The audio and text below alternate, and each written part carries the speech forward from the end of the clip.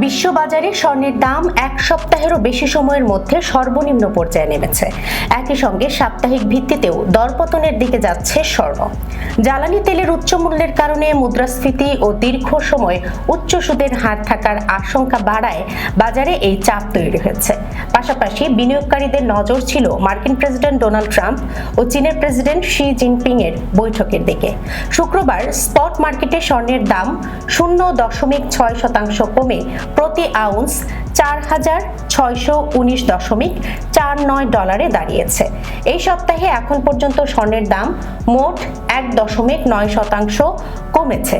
June মাসের ডেলিভারির জন্য মার্কিন স্বর্ণের ফিউচার 1.3% কমে 4,625.70 ডলারে নেমেছে। চলতি সপ্তাহে ডলারের দাম 1% বেশি বেড়েছে। এতে অন্যান্য মুদ্রার বিনিয়োগকারীদের জন্য ডলার মূল্যের স্বর্ণ আরও ব্যয়বহুল হয়ে উঠেছে। এদিকে ইরান যুদ্ধ দীর্ঘায়িত হওয়ায় গুরুত্বপূর্ণ হরমুজ প্রণালী কার্যত বন্ধ রয়েছে।